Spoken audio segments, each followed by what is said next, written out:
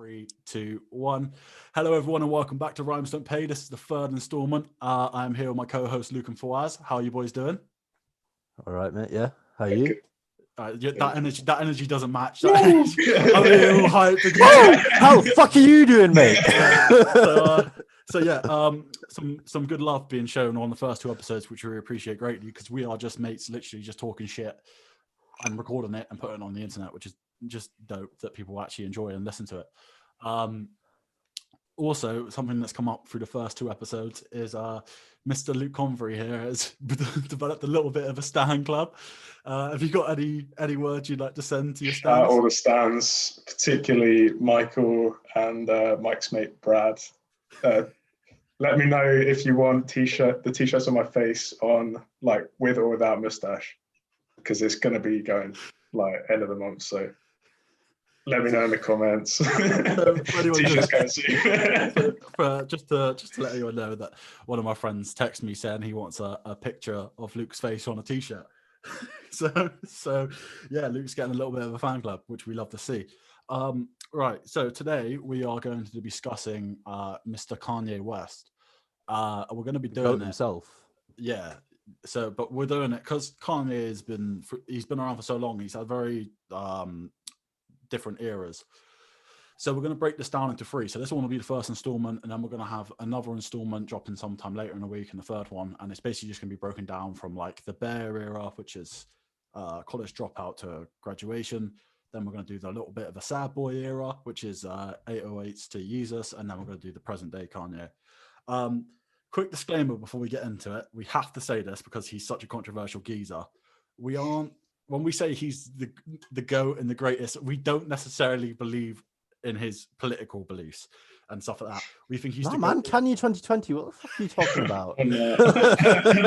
shout out the 60,000 Americans or whatever it is that voted for him. But like, yeah. So like, we're just talking music here. We think he should just fuck politics off because he's not well in the head. But at the same time, the media should leave him alone because he's not well in the head. But anyway, getting into it, we're going to start off with our Bear era, which is, we'll be starting off with College Dropout. One thing I suggested that we do, and we have done, is that we basically pick a favorite off the album and then a sleeper. And like the sleeper doesn't necessarily mean like it can be, a sleeper can be like still a relatively big tune, but it's just one that gets slept on a lot.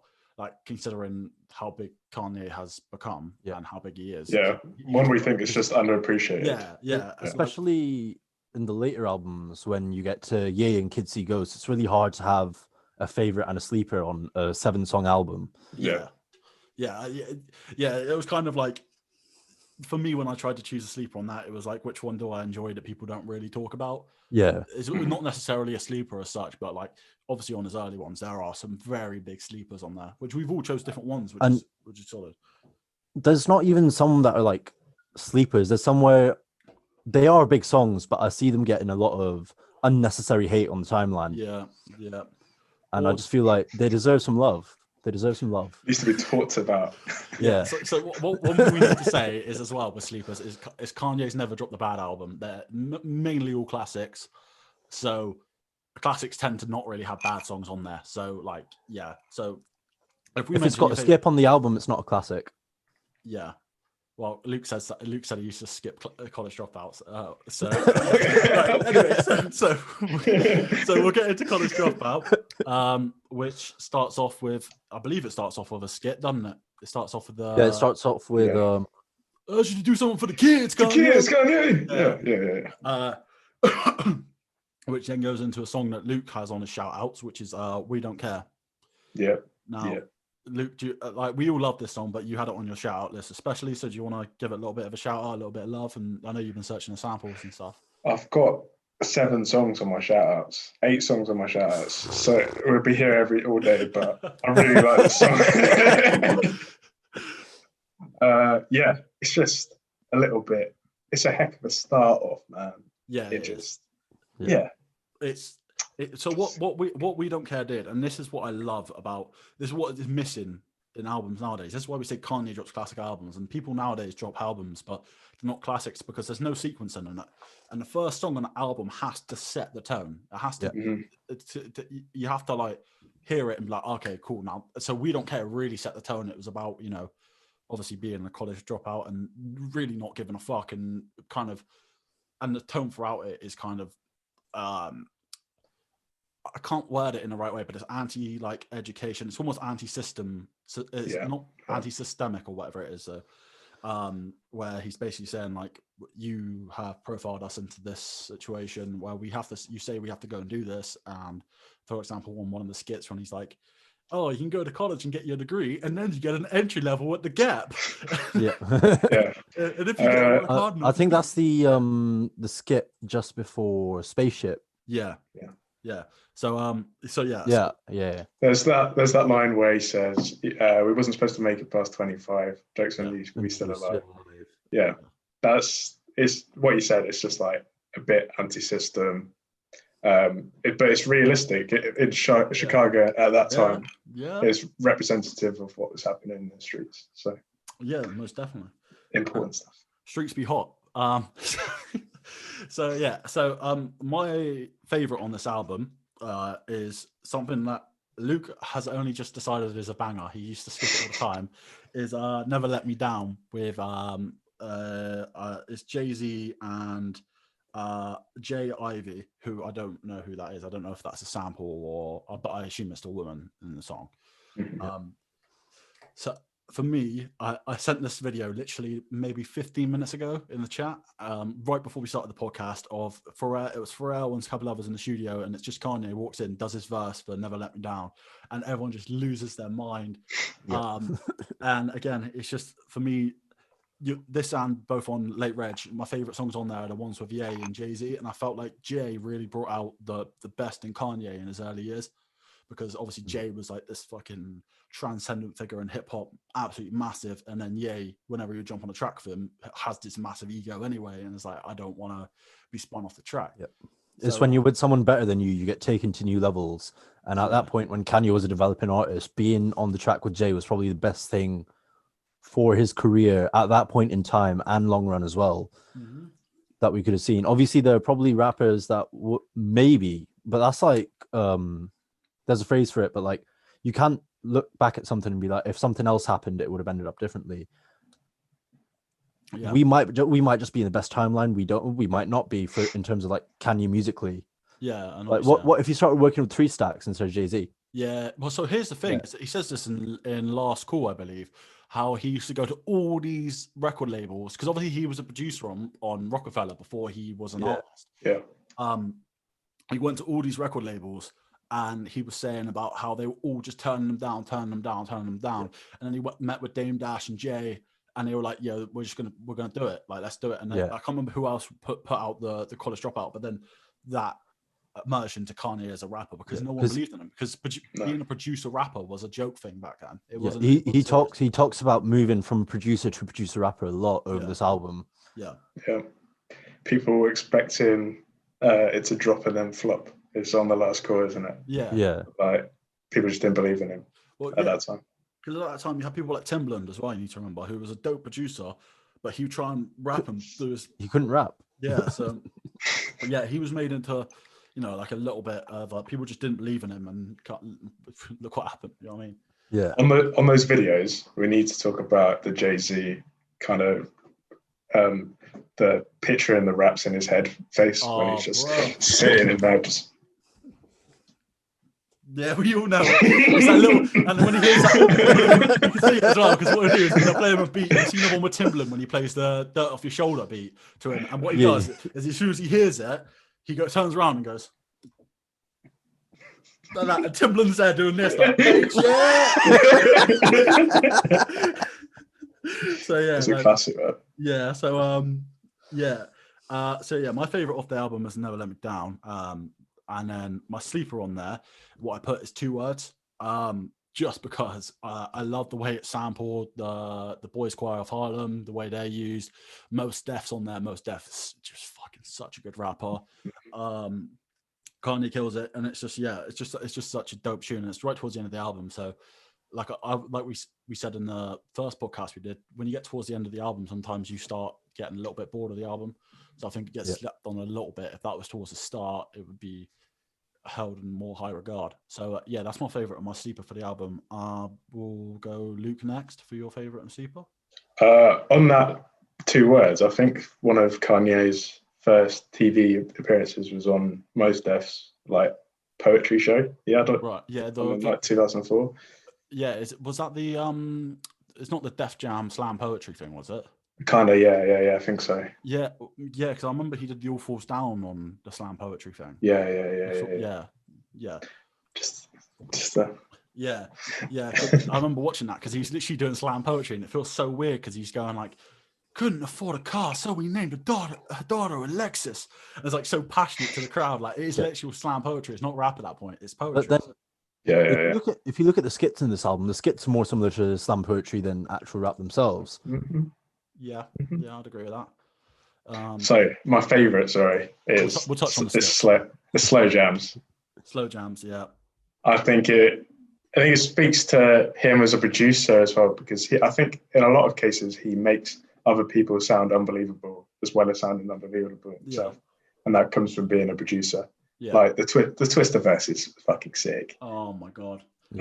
No one can do it because it's too quick. Like, that's the thing. It's like you play it in the car, right? I don't know all the words to this album because I've listened to it hundreds of times, and then you get to the Twister verse and you're like, sipping Hennessy with some R&B, something like that. Yeah. That's what I feel. Yeah, but Jamie Foxx, shout out Jamie Foxx. He's lit. Shout out Jamie Foxx, yeah. Doing the hooks, and Kanye just does his thing where he kind of just lets people be amazing and is amazing himself. Yeah. My slept on one is Spaceship. I don't even know if that's really slept on, but I think it is slept on because I think that is a classic hip hop tune. Yeah. Like GLC and Consequence. Yeah, I want to talk about like, what was it? Spaceship, and we talked about being like anti-authoritarian and anti-establishment. I think it's in the first verse, he talks about his job at the Gap. Mm-hmm. The Gap.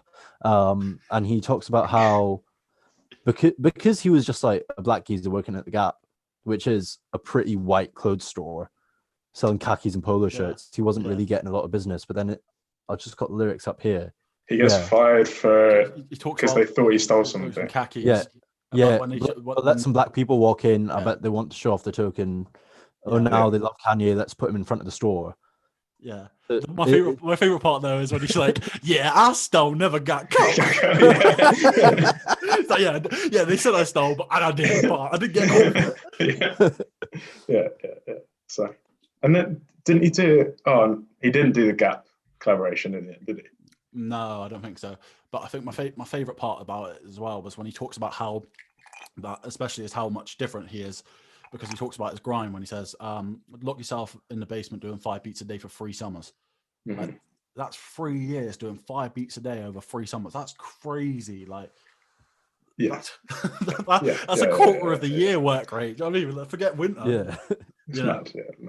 Yeah, that guy, that he's special on that one. So,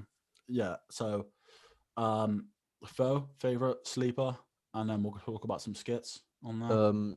So I had Spaceship in my shout out. It's not my favorite or my sleeper. My sleeper is Get 'Em High. Yeah. And I love the back to back he does with Twelve Quelly. Yeah, that's it. Yeah. It's just the beat. I've got it going in the headphones right now. It's classic mid noughties hip hop beats. Yeah. But with that like little Kanye twist, like a bit of Kanye spice. It's almost it's a bit Timbaland-esque. Yeah. Yeah, with the bass line. Yeah. And it's like yeah. It's not as like sticky as the rest of the stuff later on in the album, but it bounces and it's like it sets you up, it like gets you going and makes you want to listen to more. And then obviously Talib and Common, just incredible rappers as well. The only thing that lets that song down for me is the Common line where he says rappers are hard to find, Like a Like a remote. remote. I love No, that song. that's great. That is a And great then bar. It's his it's delivery. kind of shit Rappers house. is hard to find. Like a remote. remote. Bro, that's And not then there's hard, like a bro. pause after it. It's just my mate Paddy brought that to me in the car, and it just like kind of ruined the song for me a little bit By the because way, it's a dead yeah. laugh. It's dead I think Talib Kweli as well. He has one of the most slept on lines in that, where he says, "Birth and Coral trucks to their arm like Nicorette. You're really fucking that much. We're trying to get off cigarettes." Like a lot of people say that's a whack bar. That's hard. Like It's hard. It's hard. That's hard. He's got hard bars, yeah. But then like, so I want to talk about Spaceship as well, because when I was listening to Spaceship again today, I realized the way that like he's chopping the soul samples and getting the soul artist features and the gospel features throughout the course of this album, like mainly Spaceship. You see, I don't know if Michael listened to this, but Luke, I don't know if you'll agree with me, but the soul samples that he chops up in Spaceship are like really reminiscent to like today, like Against All Logic and Salt. Ooh. And like this album came out in what, 2004? Yeah. 2004. And 16 years later, it's being used in like lo-fi soul sample chopping music today, that sort of format. And that's why we're talking about Kanye, because the influence he has on music. Yeah, he's kind of kept that up throughout the discography, and I think that is also that's led to people that you've mentioned. To do it for one album is impressive enough. To do it for 11 studio albums. See, here's the thing: is I think he went for a stage of not sampling so much. Like Yeezus and 808s, he kind of stopped the sampling. He started using the 808s a bit more and synths rather than actual samples. But we'll get onto that later. But that still did influence the realm of music in hip hop. Yeah, and like definitely. Hip hop as a genre and that time frame. But regardless of not whether he was sampling. But my favorite it's a good take. Yeah. The only thing I did want to add in is I think he was influenced a little bit by DJ Premier's ability to sample. Yeah. So it stems back a little bit more. Yeah. Anyway, you're just gonna say your favorite. Before I keep on rambling, my favorite was Jesus Walks because it's a banger, but I've decided to go for New Workout Plan because it's exactly why I like Get 'Em High with the classic hip hop beat, but it's spicier. Yeah. Instead of a little Kanye with a 1-2, it's Kanye with a just like going ham on the pepper grinder. Stop. It's check your weed. And it's also it's just the again. So this will be a great segue into the skits. The skits on there are it's got a very serious tone, that album, but the skits break it up and make it the skits are hilarious. You know what I mean? So like when he's like at the end of New Workout Plan, when he's like I can afford me. What was it? I got my guy, and he paid for my bus. But no, wait, no, that's the skit to start. It's what was it? What was it? He fucking says it's about I'm from Alabama, and I can finally date outside my family. That's the one. And like I finally rode a plane and all that kind of stuff. Rode a plane. Yeah, they're just iconic. And like you have the little Jimmy skits, and he's like, my dad was so selfish with my degree, with degrees. He took my degree. Now I'm in college, but at least when I die, I'll be the smartest. And it's like, when other people have a bed and a house to keep them warm, I have my degrees. Yeah, that's just the whole album for me is just incredible. Don't know about you boys, but yeah. We're not going to rank these Kanye albums as well because I think that we'll be here for far too long. Yeah, and get far too angry at each other if we try and do that. Yeah. So, have any of you got anything left to add on? Breathe in, breathe out, mate. Breathe in, breathe out. Yeah. Gotta shout out that song. Ludacris's chorus, just super hard. It's like what Fuad says, with a classic hip hop beat, but with a bit of Kanye on it. Yeah. I think the hook is very hard. It's very like almost New Yorky. Breathe in, breathe out. Yeah. And there's something I almost forgot. The only song on the entire album which isn't explicit. School Spirit. Yeah. Yeah, nice. School spirit, mother, you know, like it's like that. And for the people listening who may not know this, I've told everyone this every time we talk about the College Dropout ever in life. I will bring this up. The reason why it is because Aretha Franklin is the guy, obviously the voice that he sampled on it, and she told him, "You cannot curse on the song if you're going to sample me." So he censored out all of his cuss words, and so you could use the sample, which says a lot about Aretha Franklin, that she'll happily tell Kanye, "Nah, you're not swearing," and he'll do it. Yeah. Sick. She, very powerful woman with her music and everything. What was the Michael Jackson line as well? It's not to lower the tone again, but got a light skin friend look like Michael Jackson, got a dark skin friend look like Michael Jackson. I'll tell you a funny story about that one as well. I'll tell you a funny story about that one. He was in an interview and someone said to him, "When did you know you were going to make it in music?" And he said, "When I wrote that line." It's not even a good line, but he said, when I wrote that was it for me. I'm ready. I'm going to make it. So fair play for self-belief, you know. Yeah, definitely.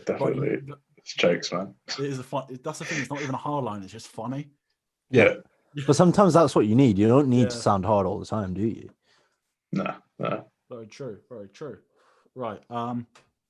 Do you boys want to take a quick break and then we'll discuss late reg and graduation? Yeah, sounds good. Cool. Right. Yep. In a second.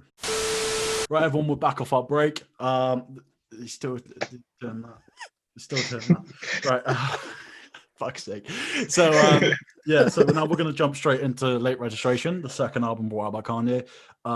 Just for reference, this one came out 2005, so a year after College Dropout.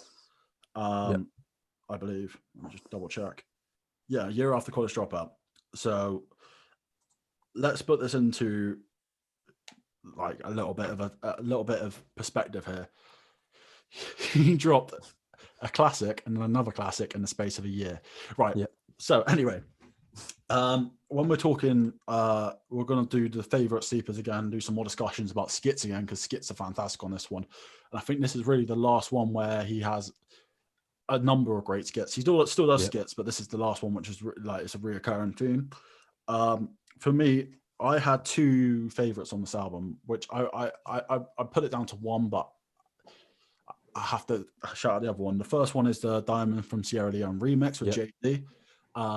Just because I think it's not even just Ye who kills it. I think Jay's got the best verse on the album on there, and that gets referenced on Graduation when he says about on the Diamonds remix, I thought I spazzed and then my big brother came through and kicked my ass. But, yeah. So like Jay comes in, I got it from here, yay, damn, and it's just like, oh my god, this is incredible. It just sends me back to being a young kid hearing that for the first time every single time I hear it. And then the other one is Bring Me Down with Brandy. Okay. Just because I love Brandy on it. I think Brandy's dope on it. The way how the strings build and then it stops and then it's Brandy is always for me. So yeah, that's really, it's just a really dope. Hit those notes, Mike. As you can tell, I am not a singer. So those two are definitely my favorites, just because I just think they're dope. I think they both kind of low key get slept on as well. Because obviously with that album it's got some real commercial big radio hits, like Gold Digger and what else is on there? It's Gold Digger. There's another one, Touch the Sky. There it is. Touch the Sky. Yeah. And the other thing I'd say Celebration was big in its time. It's not big anymore, but it was big in its time. Yeah. I'd say that. But the other thing we forgot to mention on College Dropout is obviously two big radio hits, being The Good Life and Through the Wire. Just massive hits, classics. Yeah, how does we forget shit? I think it's because we're trying to focus on the hip hop element and not the commercial element so much. Yeah. But he wrapped it through wires in his mouth. Yeah, crazy. But so those two are definitely my favorites. And then my slept on one is Crack Music featuring The Game. Yeah. Because the reason why this gets slept on a lot as well, I think, is because it's very like lo-fi, like soul samples and God knows what throughout late reg, and then crack music is just a little bit more upbeat, a little more gangster. And I think it gets slept on a lot because people want to obviously listen to it. Yeah. I'd say the beat isn't too in your face either. The beat isn't in your face. It's sort of like the verses. Definitely. Chilling. Definitely. I would say the best way to describe the crack music beat is chilling. Yeah. Okay. But then you put the game on it, and it all of a sudden becomes really gangster. Yeah. Because he's just he was at that point. That's what the kind of guy he was. So yeah, that was my C part. And then the one I really want to shout out is Hey Ma. Obviously because R.I.P. Donda. And yeah, I like how he was in a period of hip hop where it was a very gangster. We just era like coming out of the DMX era, Gully New York era, and like it's kind of like he goes on a tune and makes a song about his mom. Yeah. Which is it carries on. It's family business on the last one as well. Yeah, it carries on that kind of theme of just being really family music. And I think it's just like it's very touching. And the same with Roses. To be fair, Roses is a great tune about his grandmother dying or getting AIDS and God knows what. So, those are my favorite Seepers shout outs. Whatever. We'll go to Fawaz this time. So my favorite is Gold Digger. I know it's the biggest song on the album. It's a bit of a cop out, but it's the first Kanye West song I ever heard. It was my introduction to Kanye West. It's mine as well, yeah.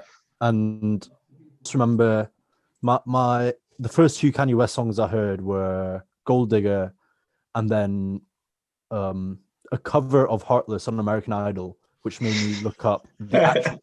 Brilliant. That was it. But yeah, so Gold Digger, because I was growing up with my cousins, we were all living in the same house. One of my older cousins, she whacked that on. And I was like, I think I was maybe, when did this come out? This came out in 2005. So I was 7-8 years old. I just moved to Karachi, Pakistan from England, and my cousin waxed this on. I'm just like, wait.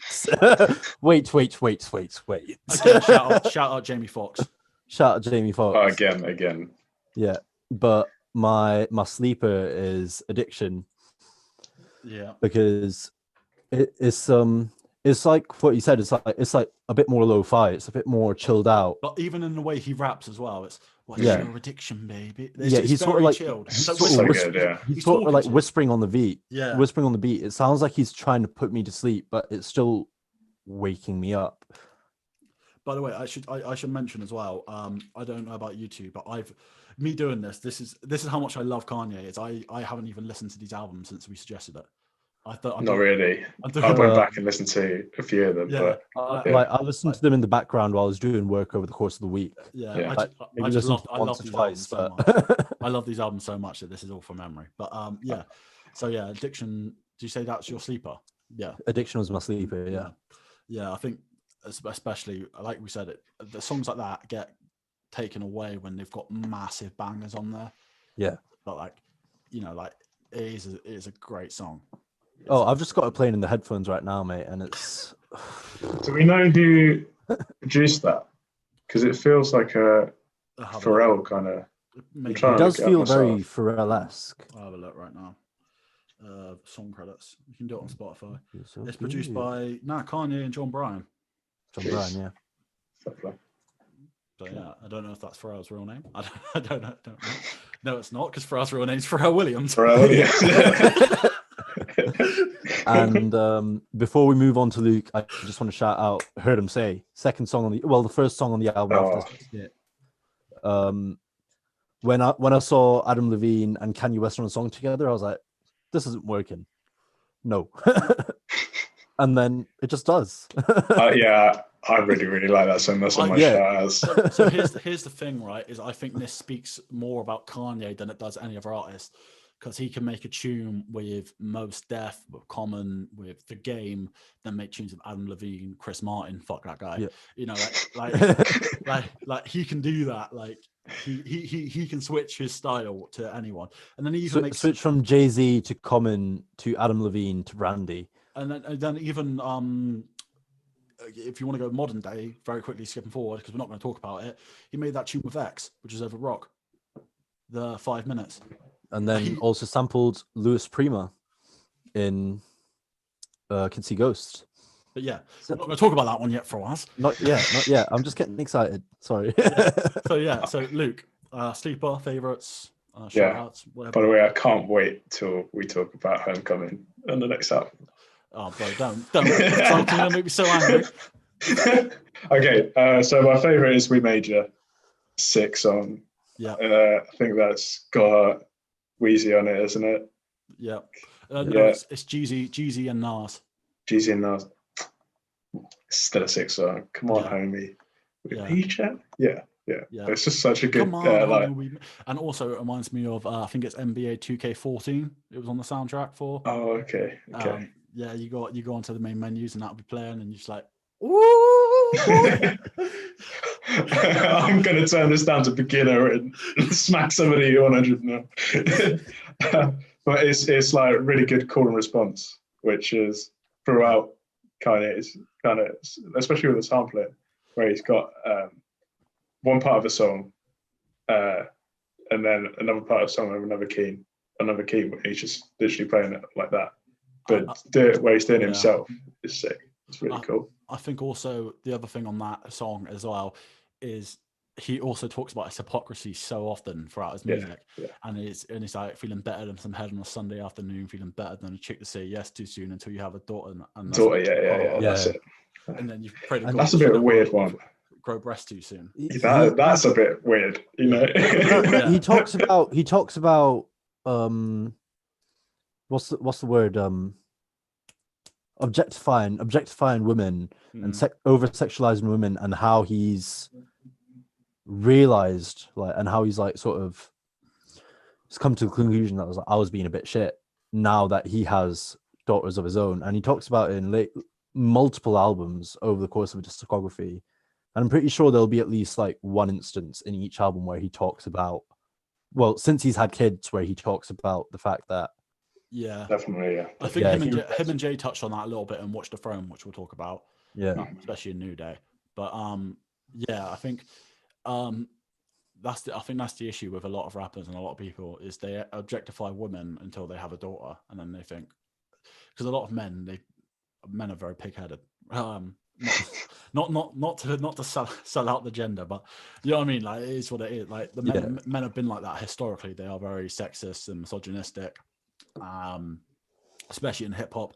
Yeah, like we said in the group chat the other day, women have been called bitches from the start of time in hip hop. Do you know what I mean? That's just the way it's been.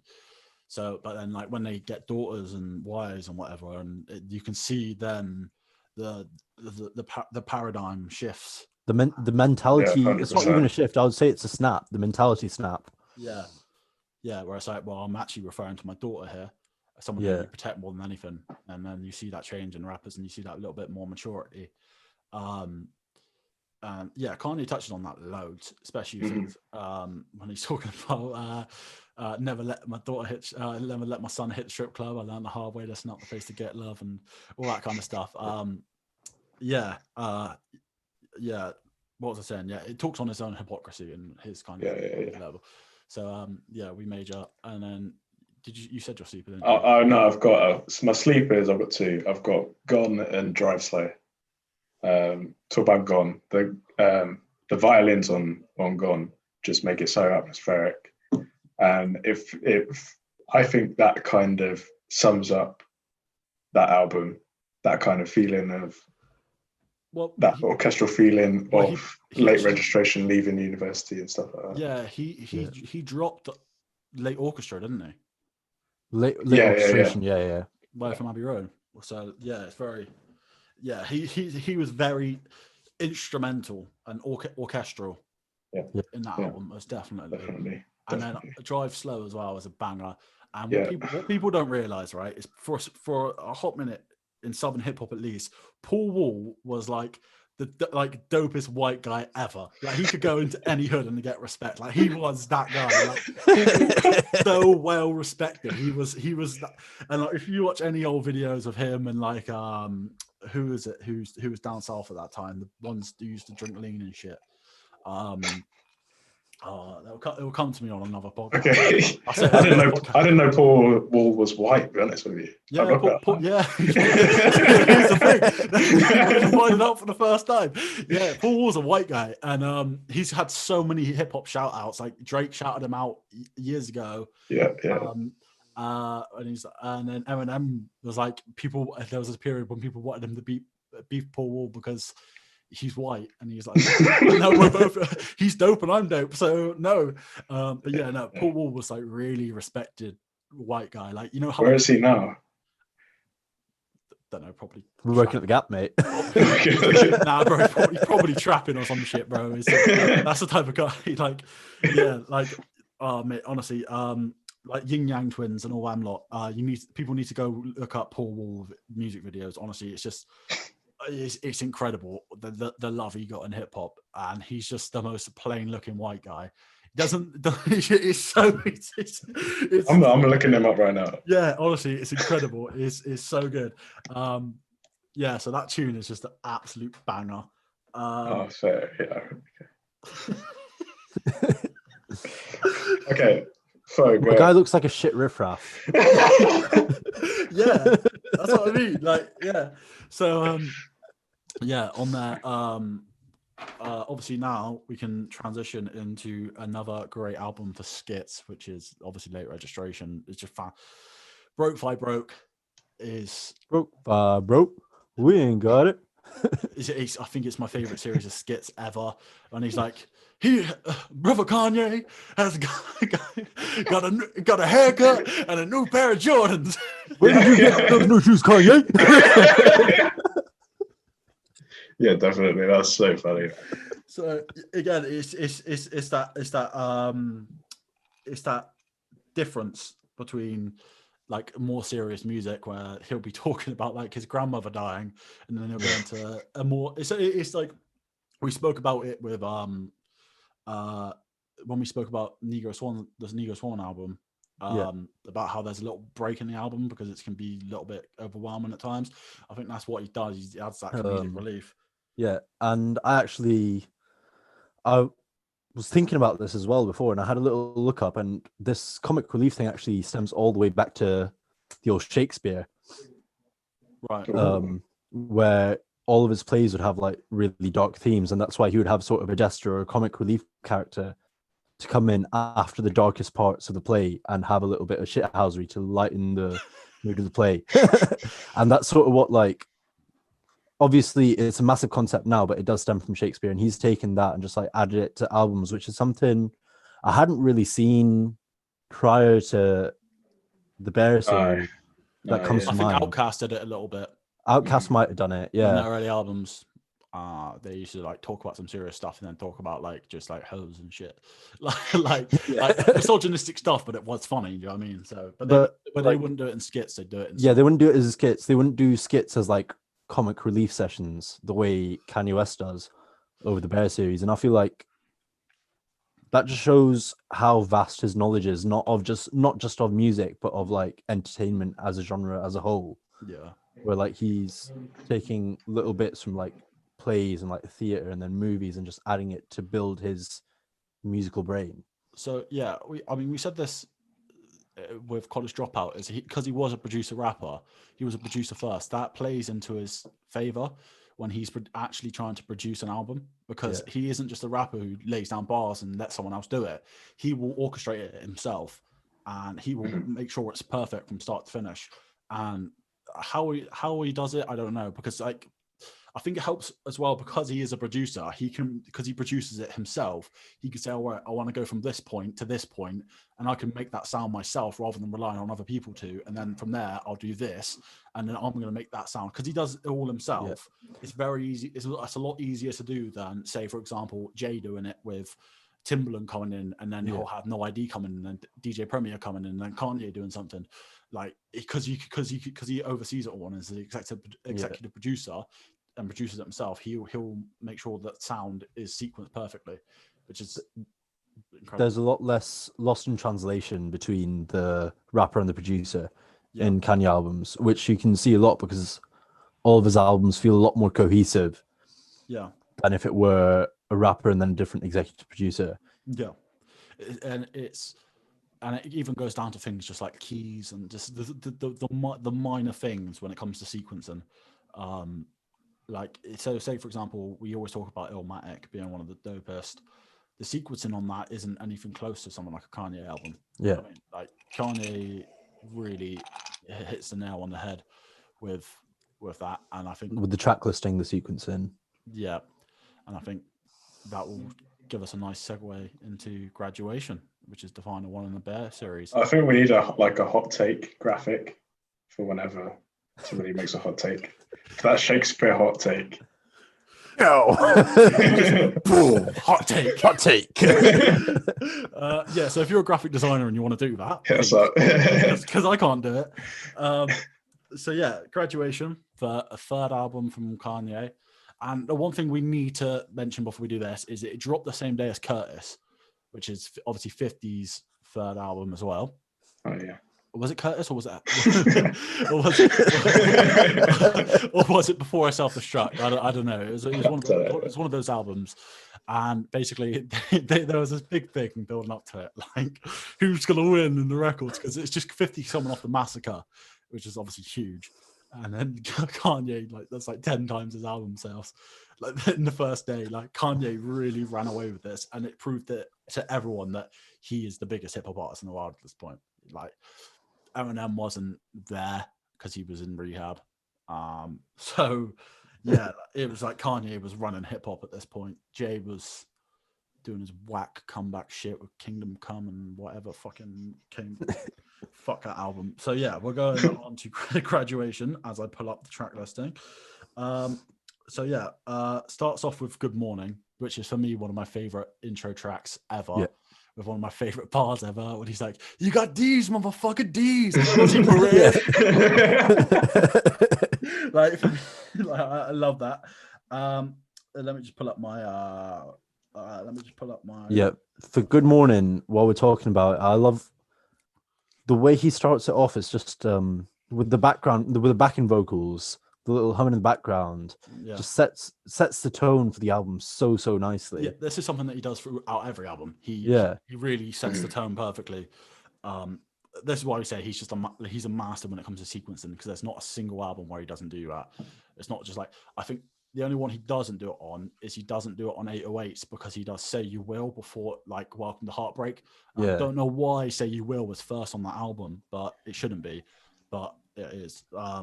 So I don't know whether that was a Spotify thing or whatever, but yeah. So my favorite on Graduation is Can't Tell Me Nothing.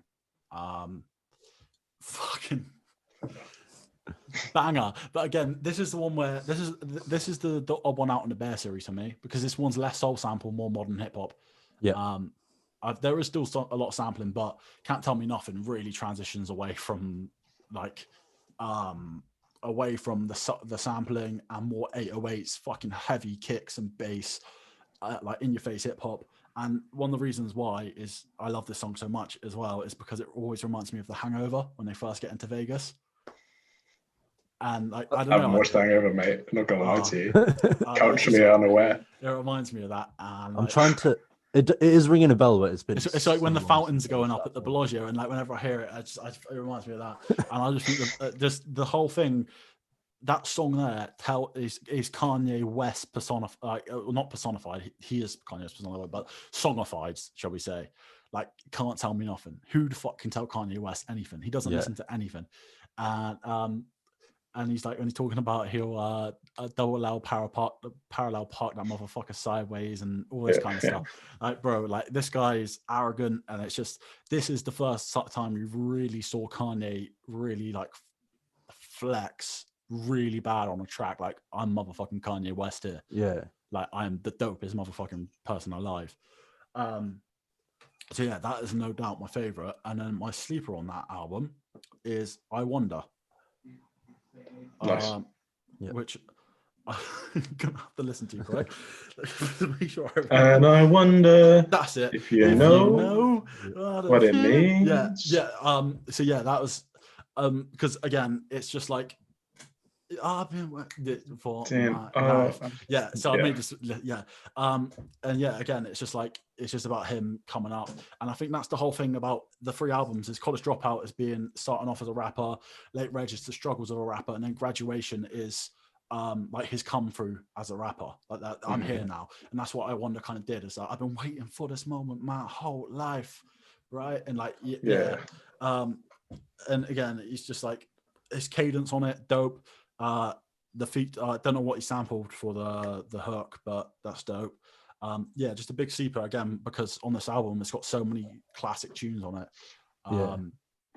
Between that, Flashing Lights, Hot and Drunk Girl, Hot and Drunk Girls, Drunken Hot Girls, Drunken Hot Girls, Homecoming, and then yeah, so yeah, that one's definitely my sleeper. I know you two, we've all got different ones on this one, so I will pass it over to Luke now. So my favorite's Champion. It just gets me up. It just gets me pumped up. I love that. So it was going to be my favorite, but I just couldn't put it over Can't Tell Me Nothing. Yeah, I don't know who does the female voice on it. This is the story of the champion. That's right. Yes, I did. Stand so up. I walk it off and brought it back to the crib. Yeah. Mm-hmm. That's that shit. Yeah. Yeah. It just gets me hyped up. Really enjoy it. Yeah. Every time I hear it, I don't know, the lyrics aren't that deep, but it's good. It's a good feeling song. It's good vibes, man. Yeah. Very, very fun song. My sleeper is Barry Bonds. A lot of people hate this song. A lot of people hate this song. Here's another hit. It's a hit. He said it's a hit. For me, I love it. It's not a skip, but I don't like it. Wow. No, here's the thing: is I really like it. I really like this song, but I can see why you'd say it's a sleeper, because a lot of people hate it. Get out of it, baby. It's not a bad song, but it's not my favorite kind of song, I'm gonna say. And it's one that I enjoy it enough so that I won't skip, but I'll just be like, oh, it's this again. You turn off for a song. That's sad. Right, you are actually sleeping on that. That means you are. I'm not even skipping. I am just sleeping on it. I think it's the beat on it that turns a lot of people off. I think it's you're probably right. It's that little bit different. But when you listen to it, it gasses me up, especially. It's really good. That's actually got Weezy on it. Yeah. Baby. Weezy, baby. I love it, man. I love that song. Yeah. I really enjoy it. So fuck everyone who doesn't like him. Literally. So everyone I've ever spoke to, because I said that Drunken Hot Girls, Can't Tell Me Nothing, and Barry Bonds are like some of the 3 of the best songs in a row on an album. I don't know why. I just love them. I can listen to those 3 on repeat all day. See, I don't really like Drunken Hot Girls, which is actually one of Fawaz's tunes. Yeah, I don't like the beat on that much. Hot take.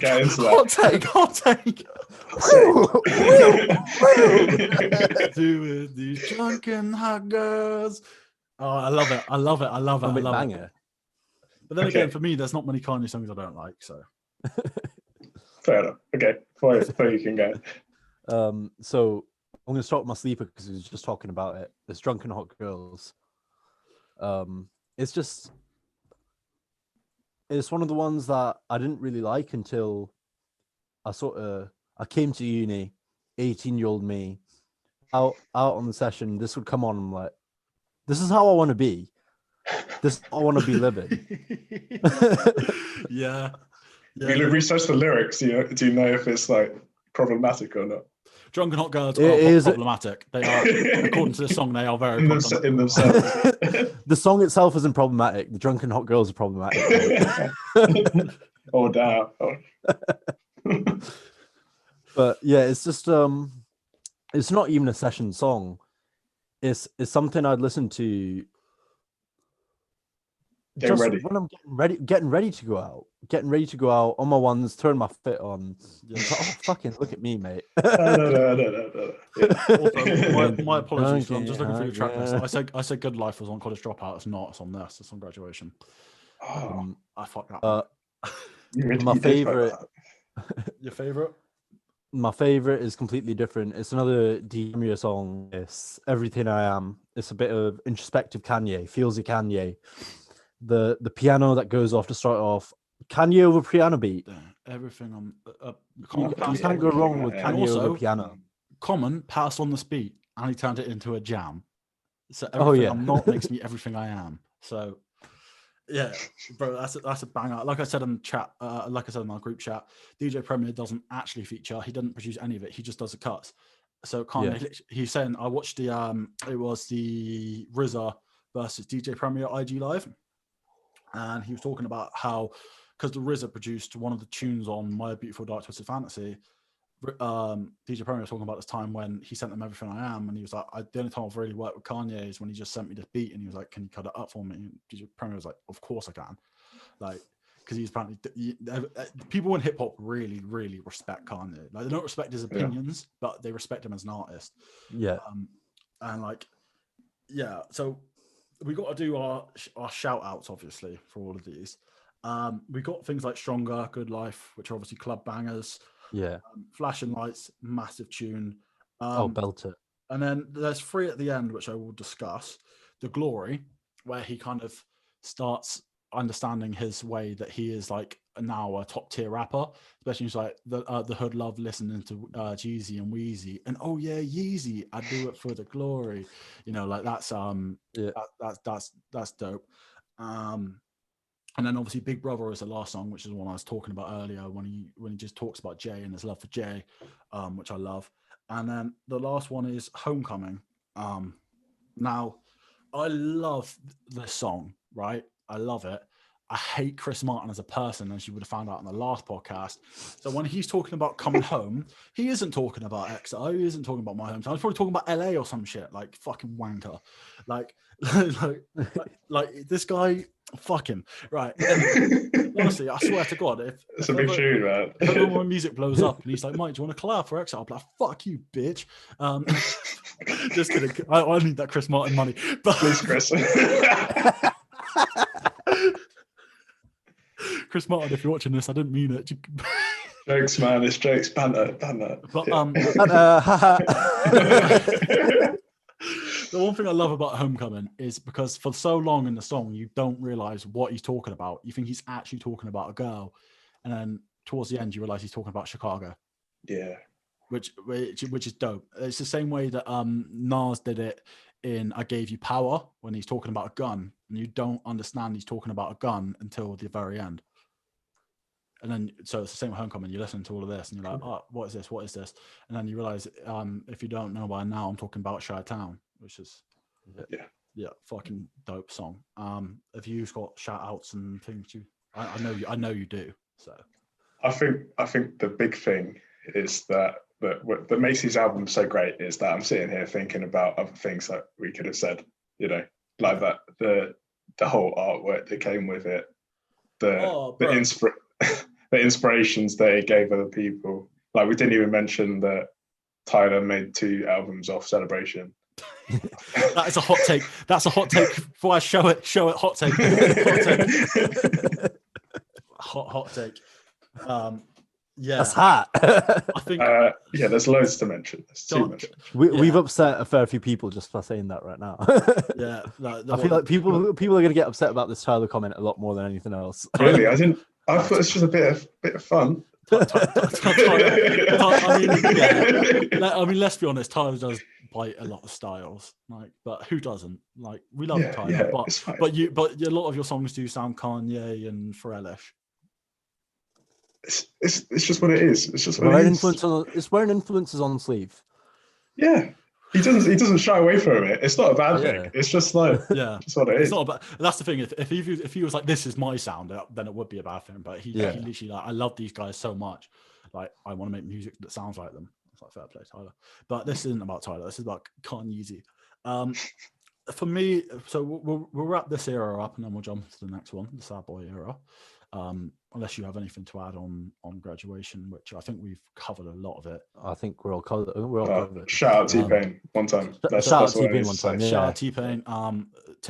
Teddy Penderhouse down, or whatever he's called. T-Pain's dope as fuck. Obviously, Jamie Foxx. I think the one thing that does get overlooked a lot in Kanye is always his features are incredible. He doesn't like Kanye West doesn't miss over these 3 albums. Yeah.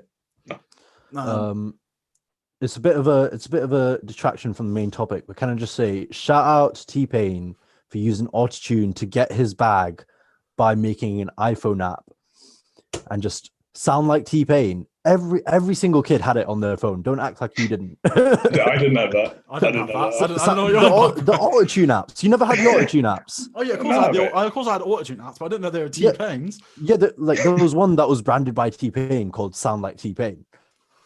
Bruh. Yeah. I mean, T-Pain was dope until Jay-Z came through and made Death of Autotune, which iconically actually sparked a new wave of autotune, which is now huge in hip hop. So, yeah, shout out T-Pain one time for basically creating. No, I'm not going to say it because that's going to go on to the next album. Okay, cool. So yeah, we're going to take a quick break and then we're going to start on the Sad Boy era. All right. Or actually, no, this will be the end of the segment, not even a break. It's going to be end of the segment. So if you enjoyed, like, comment, and subscribe, and check out the other podcasts. So yeah, we'll see you in the next segment.